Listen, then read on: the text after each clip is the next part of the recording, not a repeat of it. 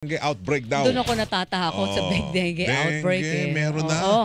Dito daw yan sa atin. Tumataas kasi ang kaso ng dengue. Alamin natin kung kailan mangyayari yan, yung outbreak na yan, sa pagtansya ng Department of Health. Nasa linya natin, spokesperson ng Department of Health, Assistant Secretary Albert Domingo. Asek Domingo, good morning. Welcome po sa Double Wang, sa Double B. Magandang umaga po, Asek. Morning. Yes, good morning Sir Weng and Ma'am Weng. Magandang umaga sa lahat ng mga nakikinig at nanonood sa Double Weng. Magandang umaga po, Asek. Natakot ako doon nagtakot ako doon sa big dengue outbreak. Saan pong hugot nga nun? Po eh.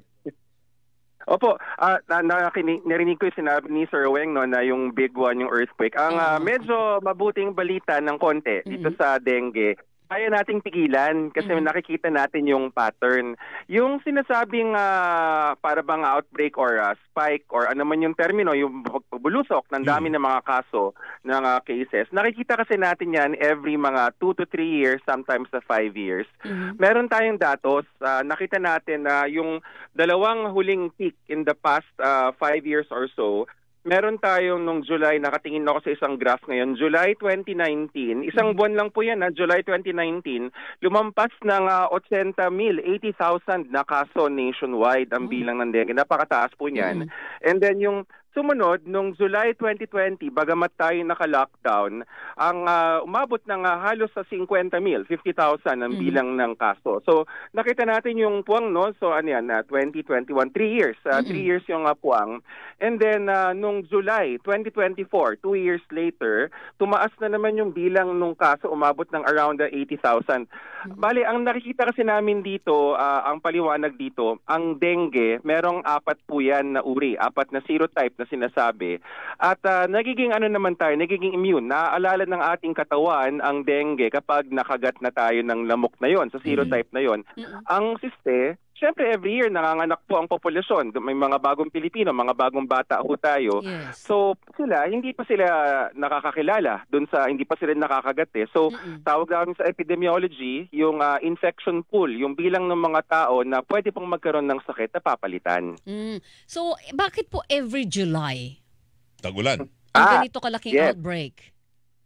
Ang nangyayari po yan, Miss Weng, dahil traditionally, and kahit meron na tayong climate change, inaasahan natin na dito pa rin dadami sa July. Kasi yung ating tag-ulan, nagsisimula yan mga bandang June. In fact, di ba, inaantay na natin yung sinasabing Agua de Mayo. Although ngayon, nagkaroon tayo ng Agua de Enero. Aga-aga may agua kagad. So, yun yung climate change. Pero, and I think this is where Secretary Herbosa is coming from. Sabi nga ni SecTed, kung tayo nga ay nasampulan na nung Agua de Enero, pag dumating na yung totoong Agua de Mayo, yung talagang buhos ng ulan, and I was listening po sa Pag-asa na parang mukhang this year, more or less yung sa El Nino-La Nina cycle, naging neutral na. So, kumbaga, babalik yung tamang dating ng ating tag-ulan, mga bandang July uli yan, June, July. So yun yung inaabangan natin na sana wag nang mangyari. Okay, yung sinasabi po nating big dengue outbreak, ito yung level ng 50 to 80,000 katulad po ng 2019 and 2022. Baka magalit yung BDO, no? The big dengue outbreak. Pero anyway, having said that, yung ating pagbulusok ng mga kaso nitong dengue, pwede nating iwasan na wag umabot. We can always mitigate, no? Halimbawa, yung 2020 nagkaroon tayo ng tinatawag natin na artificial experiment natural experiment kasi naka-lockdown tayo eh. Opo. Merong polisiya na napilitang tayong lahat na wag lumabas. Kaya most likely, ito po ay pakiwari ko lamang, baka mas madalas naglilinis yung mga tao ng bahay kasi walang ibang mapuntahan nasa bahay. So naglilinis. And i-connect ko doon, Miss Weng, yung ating sinasabi na taob, taktak, tuyo, takip. Bakit namin inuulit-ulit yon? Yun ang paglaban natin dun sa mga lamok. Pag yung mga ipunan ng tubig ay ating tinaob, tinaktak, tinuyo, at tinakpan. Lalo na ngayon kasi summer po, wag nating iisipin na walang ulan ay walang tubig. Malamang meron ho tayong naipon dyan, yung mga panligo natin, pati yung mga pinangdidilig natin. Takpan ho natin yun para wag tayong magparami ng lamok. Despite na meron ganyan, yung mga at least preparation for big dengue outbreak, may consideration ba for dengue vaccination? Ibabalik ba natin kasi paano yun ang pinakamatibay na sandata natin laban sa dengue, Asek Meron bang vaccination pang dengue except yung naging controversial kamakailan? Nasa FDA pa yata, di ba, Asek? Yes, sa FDA pa yan. Pero magandang tanong yan at ito ang pananaw namin dyan. Pag nasa gitna tayo ng isang outbreak or maraming kaso, yung bakuna ang hindi yung bakuna rather ang sagot pag tayo nasa gitna. Ngunit dahil pinag-uusapan natin ang pag-iwas sa isang outbreak, then pwede nating pag-usapan yan. Yung ating bakuna na inaantay nating evaluation, balita namin ay umaabante na dahil nag-submit na yata. So again, I'm speculating pero that's what I heard, no, na nag-submit na yata ng mga dokumentos. Dumadaan tayo sa proseso. Kapag lumabas na po, kung lalabas po ang ating permission dahil nakita ng ating authorities na safe and effective yan, then yung brand, isang brand lang naman, huwag ko lang sabihin, yung brand na yun, based on international literature, ang dosis po kasi niyan is nasa mga 2 doses 6 months apart. So, kailangan tignan natin kung yun yung ma-approve na dose regimen sa atin, i-evaluate pa natin yan kung yan ba ay makakatulong para makaiwas kung Hulyo nga yung inaabangan natin. But since tayo ay nasa Abril na at malapit na yung Hulyo, less than 6 months away, kaya ang ating messaging, doon pa rin tayo sa taob, taktak, tuyo at takip. Asek, linawin ko lang, halimbawa yung bakuna nakapending po sa FDA, yan po ba ay dapat ibibigay natin preemptively or kapag meron ka ng dengue, yung nakagat ka na ng lamok? Hindi ho yan pwedeng gamitin na para dun sa meron ka ng dengue. Hindi ho siya therapeutic. Preventive po siya. Okay, so pwedeng, dapat ang tayo mga tao, every 6 months nagpapaturok ng anti-dengue. Kung meron hindi po natin alam yan kung ganun yung parang pinaka-annual niya. Kasi yun yung inaaral ng FDA ngayon. Meron kasing sasabihan ng mga manufacturer na ito sa kanilang pananaw ang dosis or ang frequency. Tapos yung ating mga dalubhasa na kinontrata ng FDA para mag-evaluate, sila yung magsasabi na sang-ayon kami or baka i-adjust natin sa Pilipinas.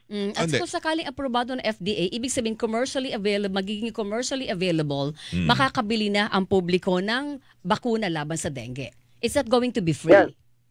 Magandang punto yan na Ms. Weng, no? Ang FDA kasi naglalabas yan ng tinatawag na Certificate of Product Registration, CPR, na ang gagawin lamang po niya ay papayagan niyang mapunta sa merkado ang isang gamot or bakuna.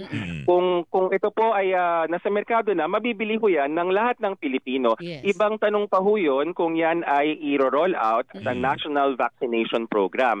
Yun naman po ang DOH, meron tayong tinatawag na Immunization Technical Advisory Group na magsasabi na ito ba ay dapat pinupondohan para sa public health? At pati yung ating ngayon, meron tayong tinatawag na Health Technology Assessment Council. Pero wala pa hong dengue vaccine anywhere sa Pilipinas? Wala pa ngayon? Wala po. Okay. Even yung naunang bakuna ng 2016 na internationally nung nagtingin kami, bumaba rin yung demand. Wala rin masyadong bansa ang gumamit nun. Mas maraming bansa ang nakaabang or gumagamit na nung tinatawag na second generation. And there is a third generation also under development. Ano po yung nasa FDA? Yun yung second generation. Yes po. Yung nasa FDA ngayon, undergoing evaluation yung second generation. Pero yan, dumana yan sa clinical study, no? Opo, ang proseso kasi ng paggawa ng gamot, mismong yung manufacturer ay meron silang mga tinatawag na clinical trial sa iba-ibang lugar sa mundo. Ang ginagawa po ng mga dalubhasa ng FDA kasama sa proseso nila ay tama ba yung paggawa ng pag-aaral na yon? Yung bang mga tao na para bang ginawan ng para bang ayokong gamitin pero sige, eksperimento yan clinical trial. Na ayaw kasi natin na dito sa ating mga tao yung eksperimento mangyayari. And yun yung dahilan ko ba't may FDA na nag-check. Yes. Okay. Sige po. Asek, thank you sa oras. Good morning po. Thank you, Asek, ha? You're always welcome and magandang umaga mga kapuso. Salamat. Hilingan, walang pinoprotektahan.